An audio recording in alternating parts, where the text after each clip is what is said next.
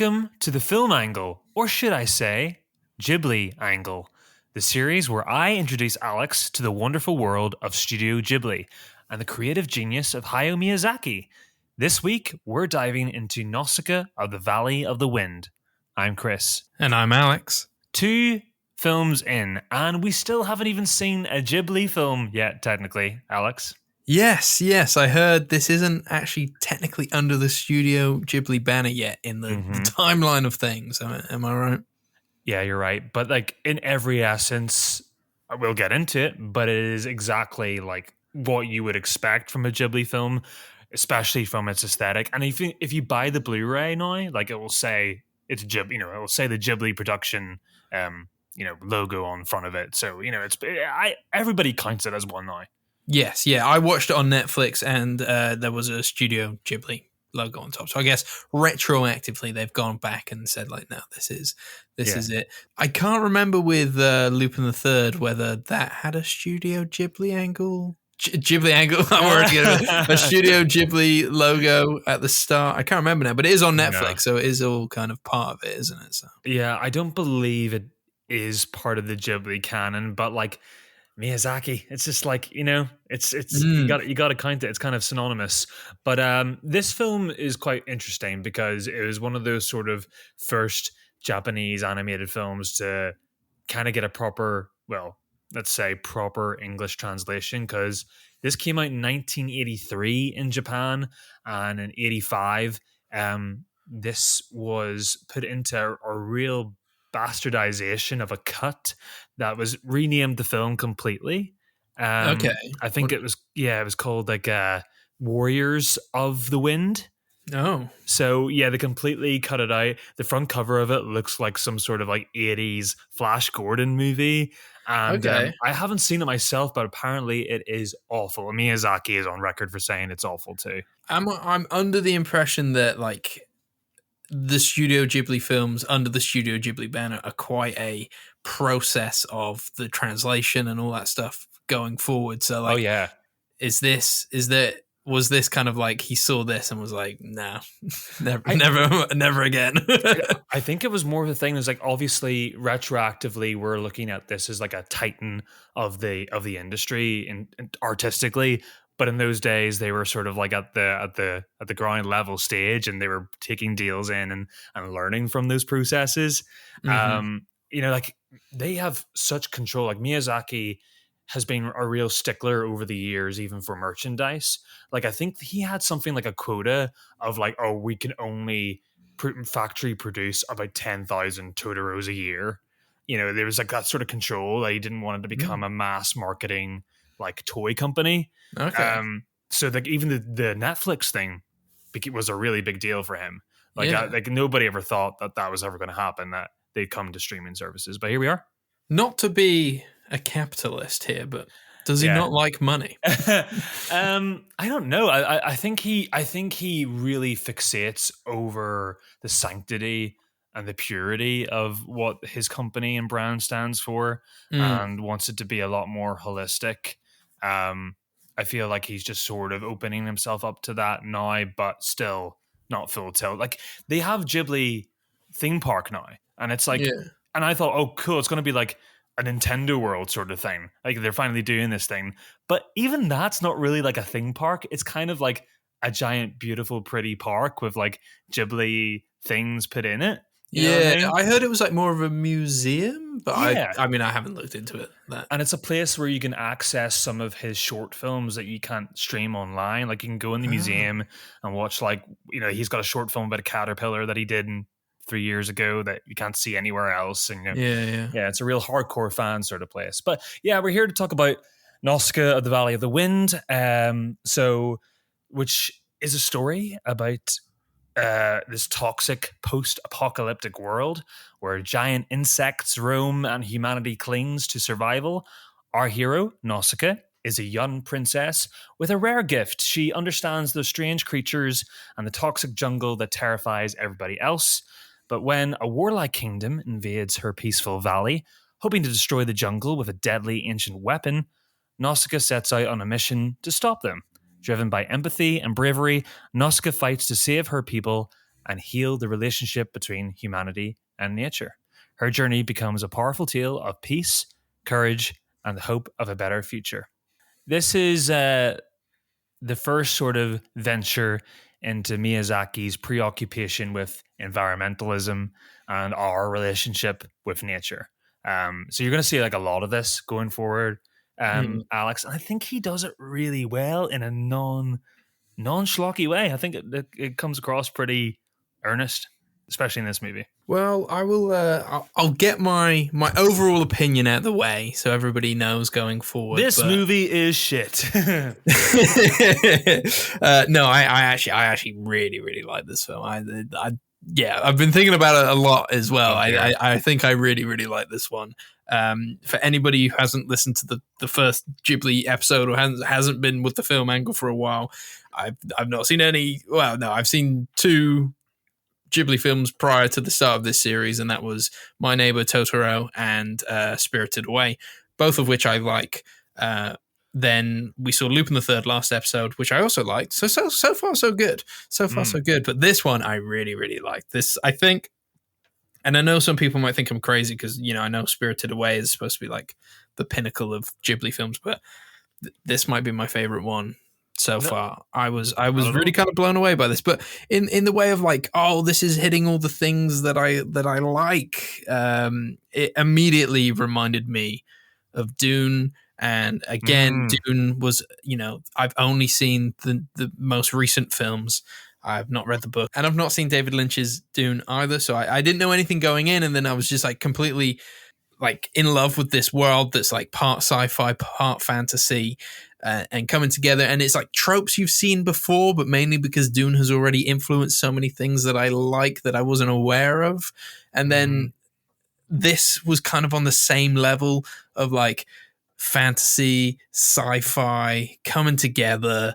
Like it was more epic than I thought it was going to be. Like it's this big fantastical world, and there's different factions and giant wars going on, and nuclear weapons made out of mud monsters from the past, and all kinds of stuff. So like I was just like, oh, there's so much going on here. It reminds me of that. Like it reminds me a little bit of Star Wars. It reminded me of Frozen 2. And a little, which you said at the time reminded you of Star Wars. Exactly. But there was something about that kind of like the heroine having to save her kingdom, you know? So I was getting Frozen 2 vibes. Yeah. And she's immediately pretty badass in this film. She's very, very likable. Yes. It was one of my kind of favorite things. It was almost like unspoken about the fact that like she's a princess who's very cool, very good at what she does. Her superpower is empathy, and nobody questions her. Like there might be a few moments where like some of the villagers are just like, "Are you sure?" She's like, "Yeah." And they're like, "Okay, that's fine." Like no, yeah, like, they all recognize that she's different from them. Yeah, they're like, this girl is it. Like she knows how to save everybody all the time. Like I like that. I like that there was no question. There was an interesting dynamic. There was no kind of antagonist from within who was just like, are you kidding me? Not this again. Yeah. Obviously there are antagonists. There are like multiple antagonists, but they're all kind of flawed in their own ways. But yeah, no, I really liked it. And it made me think, because I know Lupin the film wasn't like super well received at the time financially. Mm-hmm. So it made me think like Miyazaki might have been on that kind of, you know, like when James Wan made Aquaman. Yes. And it was like, just throw everything at the screen because we might never get to make one of these again. This kind of felt like that, where it's just like there was at least like 3 films worth of film in this film, but I wouldn't have had it any other way. Well, there is, because it is based off his own manga he wrote several years before, which is a dense volume of just, you know, of artwork and story. So this is like a narrowed down version of what his real tale is, which is amazing. Like to adapt your own thing and still like have the whole message really ring through. I love it. I love how this movie starts, Alex. You know, when we're first introduced to Nausicaä, it's actually quite silently, quietly epic, but also very sort of subtle beginning where we venture into the forest with Nausicaä. we're taught that the air is toxic, and there's dangerous creatures and insects around, but we spend a lot of time with her where she kind of just engages in the wonderment of the area. So we're trained, first of all, not to kind of be in fear of these things. There's a scene that the big giant creatures in this are called the Omu. Well, I read it as OMS, The Oms. OHM, but I mean, I might be pronouncing that wrong. No, you might be right. The I Oms. didn't, as always, I didn't watch I watched the subtitled version, not the dubbed version. Yeah, I think this is one of the only ones I haven't watched the dubbed version, so hence why. But yeah, they're these massive. They just basically look like giant woodlice, Yeah. Or like fleas. fleas slash woodlice. Yeah. That's like the size of a building, and so she comes across a discarded shell of one is sort of shedded earlier on, and you got the giant eyes all over it. It's got multiple eyes that are like the size of a person, and we watched the ceremony, and this is a thing Miyazaki does all the time. He likes to like make ceremony of little moments whenever she puts the gunpowder around the eye and lights it up to dislodge the eye, and it's such a really cool moment.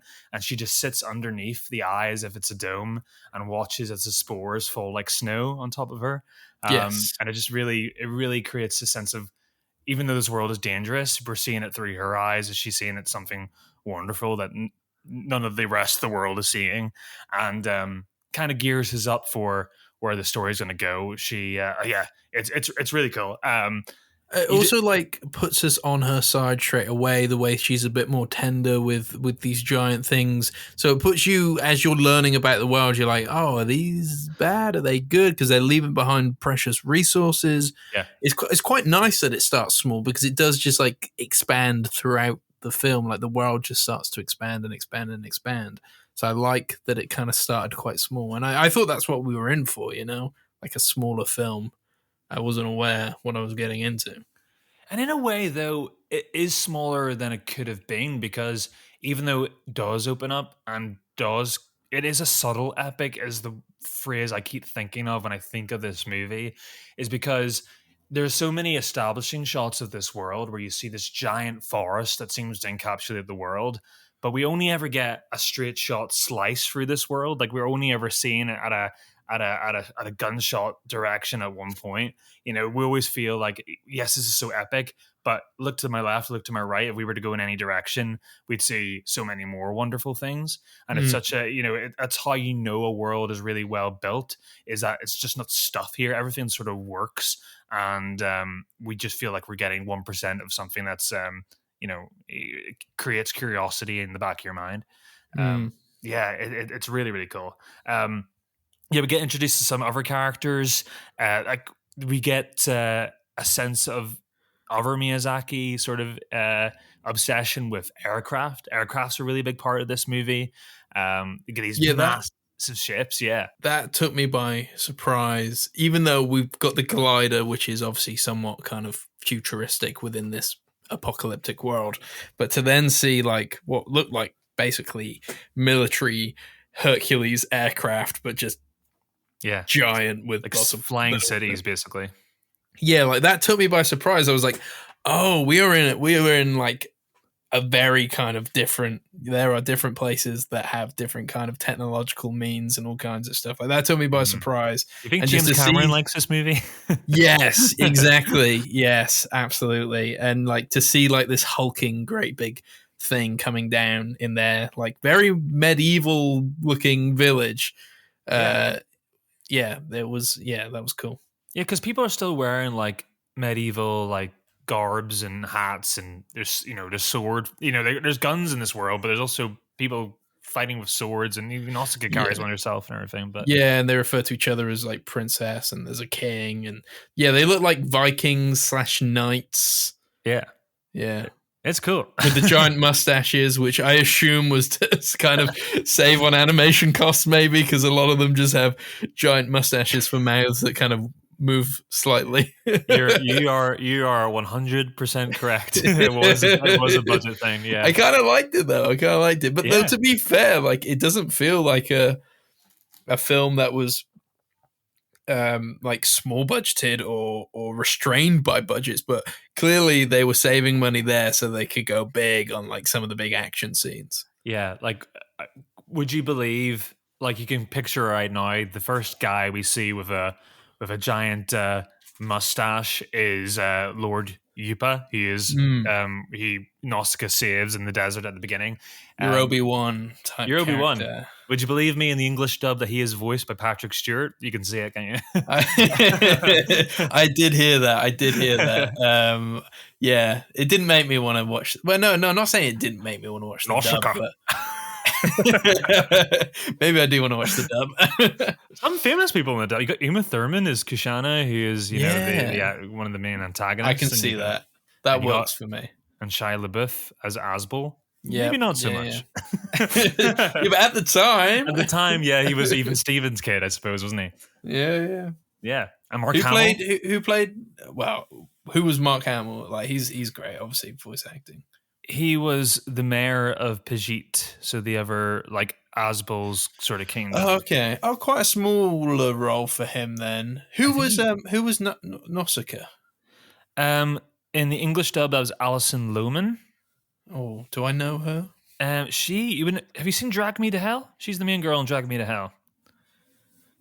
What, the Sam Raimi film? Yeah.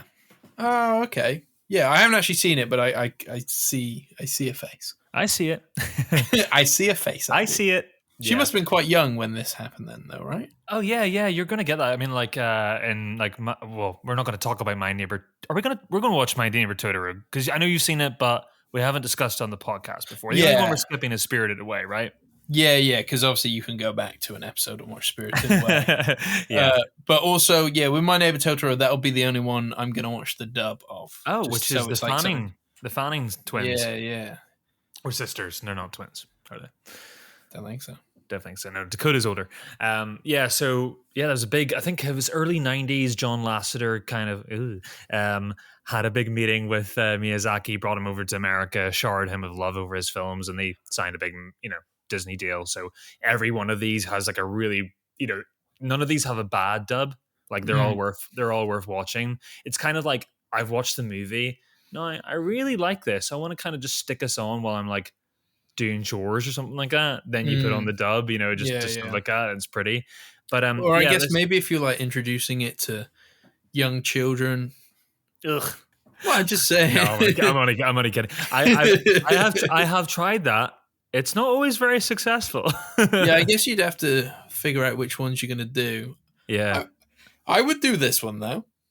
Yeah, absolutely. Yeah, big bugs. They're sword scary. fights. They're scary. That's scary. They're scary and cute. They're very the movie makes them very cute. Plane fights, sword fights. Yeah, come on, this is good for kids. Yeah. Nuclear bomb mud monsters. I love Tito, the little creature that Nausicaa meets at the beginning and bites her finger. Yeah. I forgot about him. Yeah, not to be mean, but yeah, I guess. But you know what I mean. Like, there's so many opportunities for them to absolutely go home on the merch, and like, I've never seen a Tito teddy before. Yeah, you weren't big on Tito by the signs of it. I just remember he was there. Yeah, but I don't think he did much by the end. That's a great moment though. When he first meet her and she bites. He bites her finger. That is a great moment where Nausicaa just doesn't even flinch.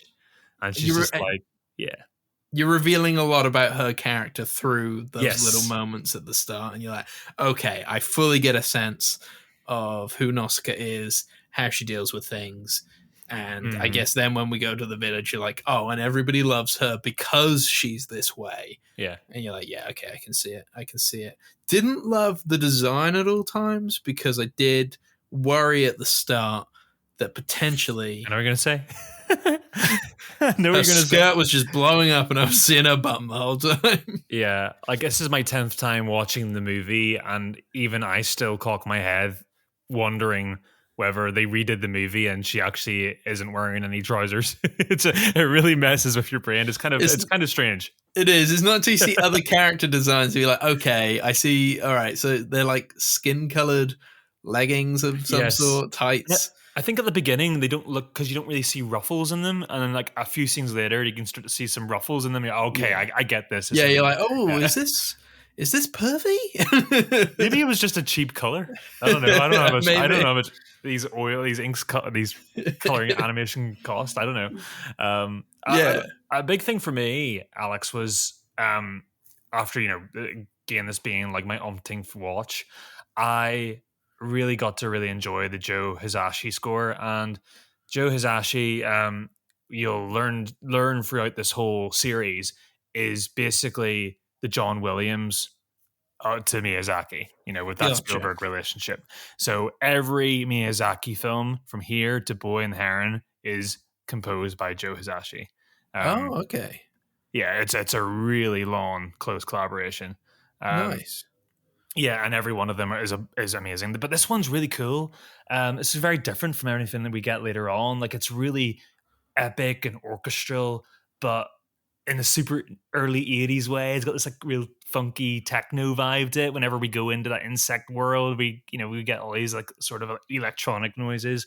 Yeah, that's which just suits the world really in general. But I absolutely love the music of this too.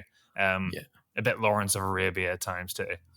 Yeah. There's a lot of good stuff going on here. It truly is kind of like a sci-fi epic in that way, isn't it? Yeah, you watch this with your dad.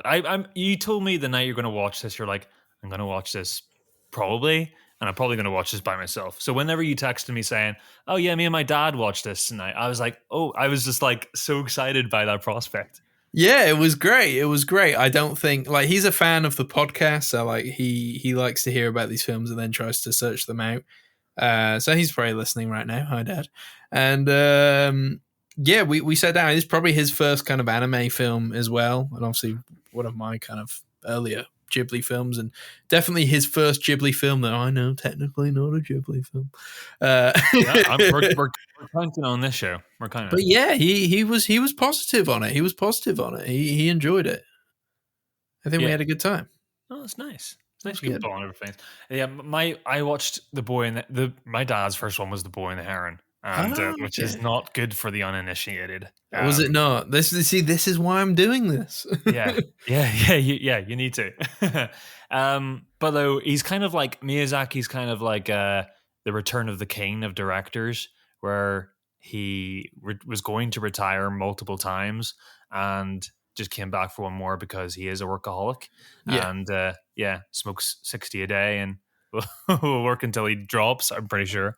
Anything else to really cover in this movie, Alex, that you really want to share? I want to talk more about the nuclear bomb Mudman.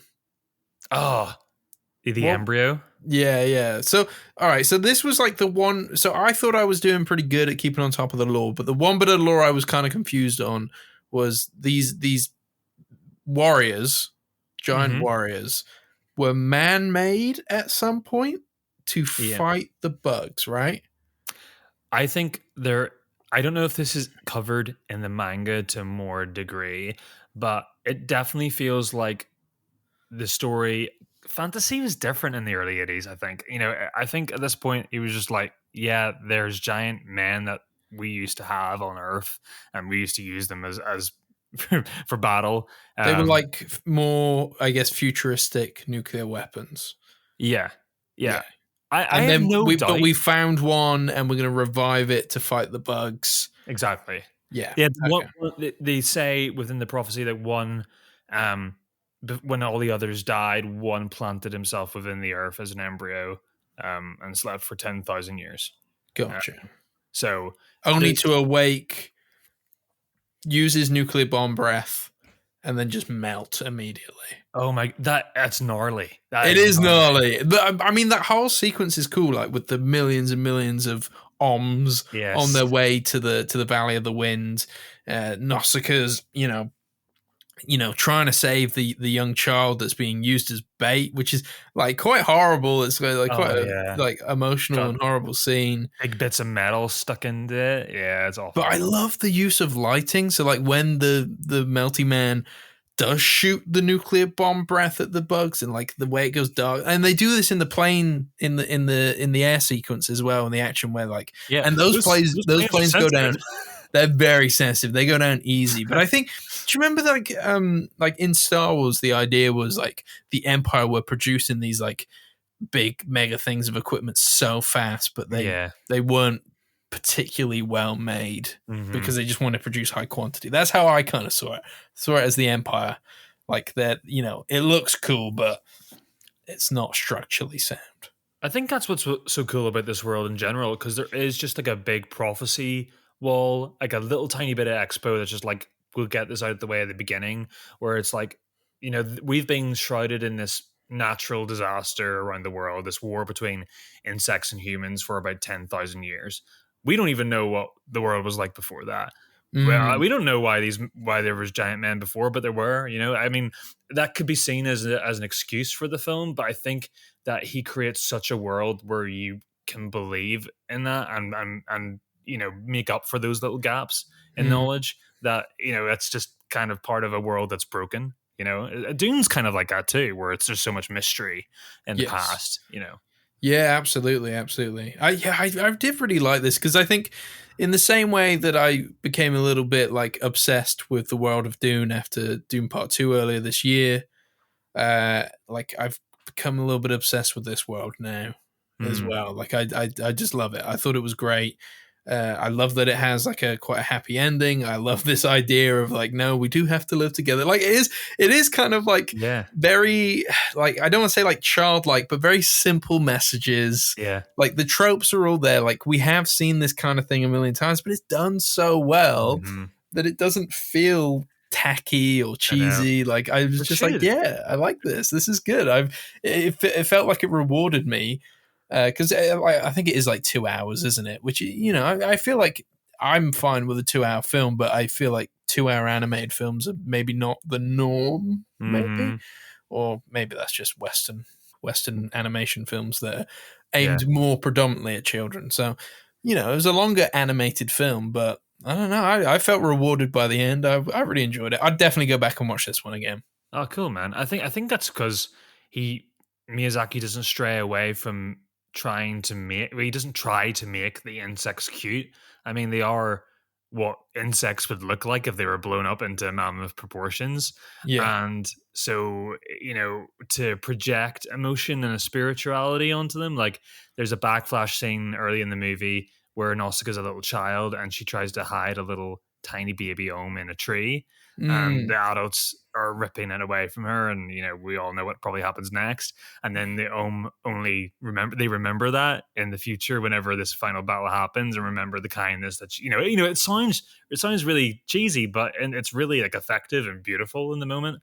But that's why she's so good, you know, like because although she can kick ass and she does kill people in the film, you know, like in that moment where her dad dies or is killed, should I say, like, you know, she then takes revenge for a brief moment, but she's not really for that. She doesn't want to kill, you know what I mean? She was pushed to it in that moment, so you know she's capable. She doesn't even do this. She just does it with a stick.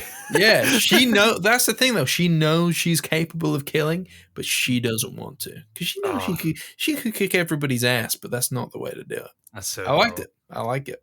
Yeah, man. Oh, so glad you liked it. Yeah. But you're this so one right. really took me. I was like, oh, okay. I get it now. This is why people like these films.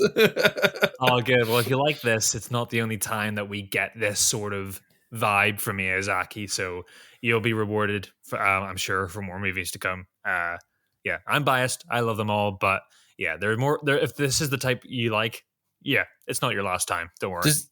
Like, you don't have to like rank this like with a number or anything like that, but is this within like your higher echelon of Ghibli films, or is it somewhere in the middle, lower down? Like, I'm gonna put this in thirds, right? I would say it's in my top third. Top third, okay. Yeah. I don't know how many there are, but sure. Yeah. Top 10? Yeah. Yes. I would say top 10. Top 5? We'll see. This is a whole revisiting for me too. We'll see. Nice. We'll see. Okay. We'll do that at the end of this. We'll rank them or something. This is why this is such a unique series to do, because no matter what fan you bump into, everybody will have all of these in a different order, which just speaks to the quality. I mean, I think the guy's got one of the most perfect, like in terms of scores, he's got one of the most perfect filmographies out there. Mm-hmm. He hasn't made a bad movie. So I think anyway, you know, I was whoever about to that's say, is there a film that you're like, I don't like this one? in the Ghibli canon in general, there are one or two that are outliers, but for Miyazaki, nah, they're all home runs for me. Nice. All right. Well, don't tell me what those are, just in case they come up. Oh, and we haven't dived into his. We'll get into that later, but I'm going to tease it. He has a long time partner. Think the George Lucas to Spielberg. Since we used that analogy earlier on, think the George Lucas to Spielberg. We have Isao Takahata films coming up. Deals much more in the grim, more natural aspects of human storytelling. Sure. Grave of the Fireflies is one of his. We'll get into That's that the one I'm most excited for, I think, because I think that's the one I might. I think you're going to be a Takahata guy out of the two. Do you reckon? Yeah, do you reckon? I do think so. We'll But find out. we'll wait and see. But yeah, that's Nausicaä. Yeah, should we get into our next segment? Yes, it's back, baby. Let's do it.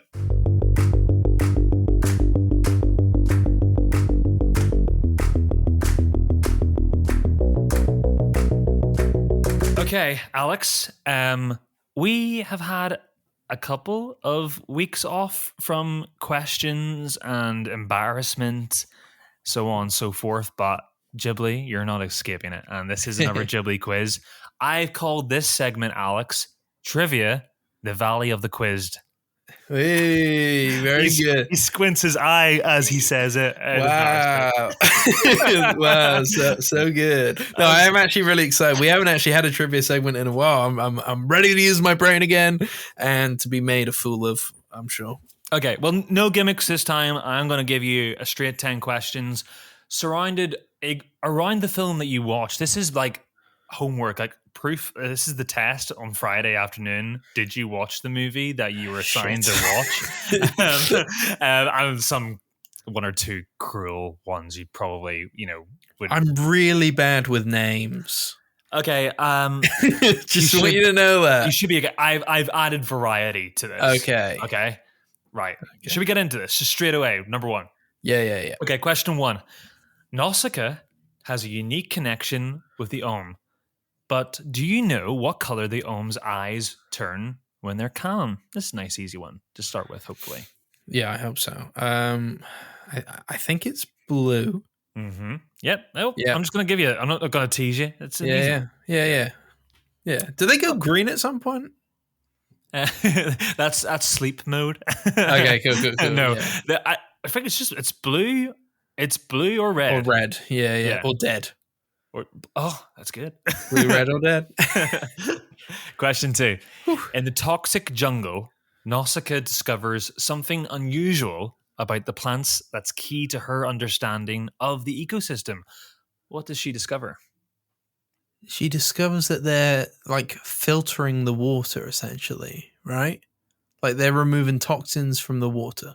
Yeah, you're right. That they're non-toxic and clean, and they in clean soil and water. And yeah, it's not actually the problem. We should have discussed this in the actual podcast, but yeah, it's a big part of the plot is that, humans suck and the insects are actually pretty cool. Yes, yeah. Question number 3. Nausicaä carries a special charm with her everywhere. What is it? Oh, I can't remember this one. Her glider? So I have put in a precautionary measure. So if I feel like you didn't get it first time, I've put in 4 multiple choices for each of these 2. Oh, that's very kind of you. Okay. So Nausicaä carries a special charm with her everywhere. What is it? It's 1, an acorn. 2, a piece of petrified wood. 3, a gold medallion. Or D, a small vial. Oh, God. Does she get this out a lot? Maybe once or twice. Oh, is it the vial because she uses it at some point to calm down an arm? I'm sorry, it's not. No. It's Does she use something though? It's an acorn. Does she use the acorn to calm down the arm? So it's a symbol of hope for the future, represents her belief in renewal and life in a decayed world. This is something she just gets out and has a little look at and enjoys. Oh, I don't remember that one as much. Yeah. It's been a week. Question 4. Nausicaä has a trusty glider that helps her navigate her world. It is named once. Do you remember what it's called? Glider of the Wind. Hell yeah, you got it. Did I actually? No, it's not the Glider of it. That's almost as badly named as this quiz segment. I'll give you the multiple choices. Go on.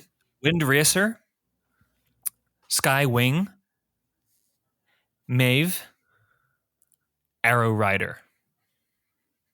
Wind Racer. Unfortunately, her glider is called the Maeve. Mehve. Oh, God. Okay. I did watch the film, I promise. I'm not making this up. Look, yeah, that's not easy. This is like blinking you miss at details. So maybe we'll get a bit kinder here. 5. The creatures in the toxic jungle can be dangerous. Which one of these giant insects is not found in Nausicaa's world? This is a multiple choice one. So which one of these do you not see in Nausicaä, the Valley of the Wind? We got the shellworm, Hebikera, or wingworm. What was the second one? One of these I made up. Shellworm. Shellworm. I feel like shellworm because I remember the wingworms. I remember something flying through the underground. Yeah, okay. That feels like a wingworm. Hebikera. Unless that is gibberish you've made up, feels like it's too weird to not be the film. So I'm going to go shellworm. You're right. It is shellworm. Hebikera is actually the thing you're referring to, is that giant flying monster that tries to eat. So what's the wingworm? That sounds like I'm saying ringworm, but I can't pronounce my R's. It's a wingworm's one of the more like smaller, like sort of mosquito-y ones that kind of goes through the air. Okay. Generally for virus. Okay. That was like, you wouldn't know it from the film. You just kind of like, that's like wiki lore, but I thought you'd be able to guess it. All right. Which you did. Okay. Number 6. This one's kind of mean, but I actually think that it's generally interesting anyway, and I think you'll be grateful to know, or will be grateful to know at the end of this. The question is, Nausicaa's name is a reference to an ancient character in literature. Who was she? Oh. I didn't know this actually before making this quiz, and I think it's pretty cool. Yeah, I never really put her name with anything. Like it never, nothing's coming up in my mind that goes, oh, it sounds like that or anything like that. So I don't know. Do you want you want the options? Yeah, go on then. Okay. Nausicaa is famously a warrior from Norse mythology. Yep. A princess from Homer's Odyssey. A prophetess from the Bible, or a queen in a Shakespearean play? I'm going to say it's not Norse mythology because I feel like I played enough God of War that I would have like come across somebody like that. So I'm going to go, what was the final one? Sorry, a Shakespeare play. I think it's more, I feel it's going to be more Shakespeare because I am aware that Miyazaki was worried that the ending of this film would be too biblical and he didn't want it to be biblical. So I feel like he wouldn't have gone out of his way to make Nausicaa a biblical figure if that was the case. So I like your thinking. That's where I'm going with this. Yeah, I really like your thinking, but she is a princess from Homer's Odyssey.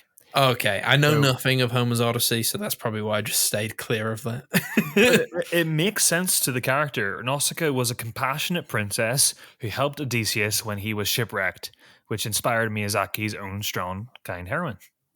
There you go. So there you go. Number 7. Nausicaa has a small, adorable creature. We mentioned him earlier, Tito. Do you know what species it is? A Titophile. Oh, that's not even on the multiple choice, unfortunately. A Titophile. What he loves himself? Is that what you're saying? I don't know. You know what? The options here are remarkably simple. Go on then. Okay, so first one is a fox squirrel. Yep. Spirit rabbit. Yep. Mist cat. Or a jungle mouse. I like Mist Cat. That kind of sounds funny.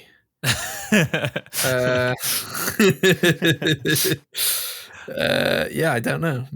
And I promise you, it is said in the film a couple of times. Oh, wait, say them again. Say them again. Fox squirrel, spirit rabbit, mist cat, jungle mouse. All right, I'm going fox squirrel. Fox squirrel. That is correct. Yeah. Well done. I just had yeah. Basically, just go with what it looks like. Yeah. Like a Tito. Like a Titophile. 3 questions left. Question 8. Aspel, the young man who teams up with Nausicaä on her adventure, hails from what kingdom? We did mention this during our discussion. Can you get it first go without the multiple choice, or do you need a little reminder? Oh, it had a weird name like Frangen. Frangen? Okay, I'm guessing I'm way off. You got to remember, I only read these. Okay, I didn't hear them out loud. Okay, here's your Fremen? options. Fremen. No, that's a different movie. Toramikia. No. Pejit. Yep, that's it. That's the one. You're not even gonna let me read the other 2? You sure? No, that was definitely it. Yeah. Okay, because the other options are Fijit and Dejit. I'm just kidding. Yeah, you are correct. It is Pejit. Okay. I thought, you had me going then. You had me going. Question number 9. A prophecy speaks of a savior who will restore balance to the world. What 2 things signify that Nausicaä may be this savior? So this is like 2 answers here. Okay. So the 2 parts of the prophecy. That they will sacrifice themselves. Yeah. I'm going to have to... In front of the melty nuclear man. Yeah. I mean, that happened. Yeah. I don't know. I guess like empathy and kindness. That's cool. But technically... I mean, like, you're so right. I mean, that actually should have been added to the list because that is her biggest trait. They fly through the wind. Okay. I'm gonna have to deal with specifics. Okay, just give me some multiple choices. I haven't. You have? Okay, I just had to. I thought it's. Okay, so think of her. Think of her at the end of the movie. All right, dead, comes in on the wind, and has skin-colored tights. Unfortunately, skin-colored tights just didn't make the cut. They weren't that specific on the prophecy. She would descend onto a golden field. Oh, all the little... Yeah. Yeah. Well, yeah, and... tongues is what I was trying to signify. The tongues, yeah, and would wear blue clothing. Oh, yes. And that comes from the blood of the Ohms. Yes. Yeah. Because you remember that little, like, mural at the beginning of the movie where it showed the guy in the field of gold and the blue robe, and yeah. Oh, yes. Did she? Oh, I thought she stole the blue robe. Well, no, she used the blue robe to escape from the Frangen. The Frangipan. Yep. I can't remember what they were called again. What did you... Yeah, Frangen. Pejit. Pejit, that's it. From the Pejit. How could you forget? Sorry, the Pejit. Last question, number 10. Right, no multiple choice for this one, Alex. The last one is on hard mode because it hasn't been already. Hard? Yeah. I think I've got 2 right. 3 right, maybe? I think you're on 4, actually. Oh, am I? Good times. Nausicaa of the Valley of the Wind was pivotal for Miyazaki. Oh. Damn it. What major career milestone did this film also represent for him? What was this a first for him? And we have actually mentioned this already. His second film. I thought you were going to say first sex scene, and I was like, here we go. I watched a different cut too. You watched the Warriors of the Wind cut, yeah. I mean, this would be his second film, though, right? I mean, yeah. I'm not wrong. No, you're not wrong. Huh? Okay, so a first for him. I mean, would it be the first one where he has like full creative control? First time it's like an original film? Yeah. I mean, I guess they are. That's right too. It's just not what I thought of. First time working with the composer? That is right. Can you remember his name? First name? Music Man. Music. It's Mr. Music Man. No, it's Joe Hisashi. That's it. But yeah, you get that one right. So we're gonna say. Oh, was that actually? So what was the answer you intended? Because I know his first collaboration with Joe Hisashi. Yeah. Oh, okay, excellent. There you go. Let's say you're 50% on the test, boy. Oh, nice. I'll take it. I'll try and be better at the other ones. You only watched the movie once, man. That's really good. Oh, thank you. I liked it. Yeah. Okay. That ends this trivia segment. I will try to come up with a better name next time. Sorry. No, you can't get better.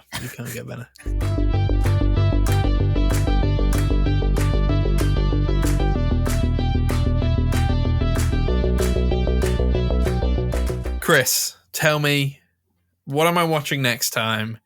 Introduce it to me like I'm sitting in a Ghibli film festival.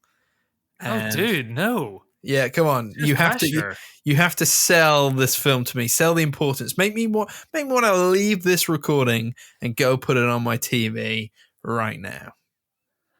Okay. So the next film is for anybody who can't see Chris, which is everybody apart from me, he looks very concerned right now. Yeah, this is the only prep I didn't do for this episode, as if you'd believe I did any other prep for this episode. The next film is 1986's Laputa Castle in the Sky, which is of my dear partner, Lauren, one of her favorite Ghibli films in general. Oh. Yeah, so this has a little bit of that Nausicaä thing that you're talking about, but this is a little bit more family friendly. Okay. This is an epic. I would say the world's a little bit wider this time. There's a lot more going on. There's a lot more humor, but still has the heart and still has some really big environmental messages that are just as potent as they are in Nausicaä. This follows Pazu, whose life changes when he meets Sheeta, a girl whom pirates are chasing for her crystal amulet at the start of the film. Starts with a big sort of Indiana Jones chase scene, which has the potential to locate the ancient flying castle of Laputa, which has been told in legend has been gone for many centuries, and some even question if it ever existed to begin with. Okay. And could have a lot of humanity's answers within it. I will leave it there because it is a bit of a mystery action adventure film, but this is really good and one of the most beautiful looking Miyazaki films, and very entertaining, very, very entertaining. Okay, do you know, I'm just going to chuck it out there. You don't have to tell me if I'm right or wrong, but you can if you want. Sure. This feels like Lupin and Nausicaä mixed together. Like that. What you tell me is like fantastical world, plucky Indiana Jones type thief. It's adventure. Not. Yeah, it hasn't got that. I wouldn't compare it to Lupin. I don't think it's got much Lupin in it. Oh, okay, cool. This is much more of like a big blockbuster animated film. This is like, it's is very lush looking, and you'll still see an upgrade in his animation from Nausicaä. Nice. There's more money thrown at the screen here, and yes, there's humor, but it's like the little characters that we meet along the way that give us a little chuckle here and there. So it's not going to be like sleazy. And this is the first Studio Ghibli film. This is the first Studio Ghibli film. Nice. Yeah. I think you've sold it. I tried. I tried. This also has more Camel in the English dub. Hey, well, to be honest, like he's a brilliant voice actor. Why wouldn't you? So I get it. Put him in everything. But I need to watch the subbed on this one, right? I would say that for everyone. Yeah. That's it. You wouldn't watch the Avengers in German, would you? No, exactly. Unless it was German. I mean, but it wasn't. Yeah. Anyway, okay. Do it in your Gordon Ramsay impression. I'm not doing any Gordon Ramsay impression. Go on. The most beautiful Studio Ghibli film. No, you're an idiot sandwich. Stop it. Oh, come on. Bless our listeners with it. Next time, I'm going to pull it out of nowhere. Okay. I don't, because my voice will just go because of the pressure, You're good. You do this to me all the time. I hate it. The most beautiful Studio Ghibli film. The most beautiful. Yeah. That's it. That's all you're getting. All right. I'm not even sure that was good. Right. Okay. A little tease. Anyway, thanks for that. Thank you, Chris. Thank you again for taking me into the world of Studio Ghibli. And we are actually going to have another Ghibli episode next week. We have had a very busy schedule recently, as you can probably tell from all the different specials that we've done for the podcast. And we haven't had like a normal podcast episode for a while. And we just need a little bit of time to recover. Chris, you're very busy with work. So just being able to see one film and go in depth in it for this week and next week is going to work for us. So come back next week for Ghibli Angle Part 3. Absolutely. That has been the episode for this week. If you've enjoyed it, make sure to leave us a 5-star rating or review. We really do appreciate it. If you'd like to keep up to date with us, make sure to follow us on Instagram and TikTok at The Film Angle. We also have a Film Angle playlist. If you want to listen to what we listen to, you can find that in the show notes. Be sure to catch us next week for more cinematic discussions. Goodbye. See you later, Alex. Bye-bye.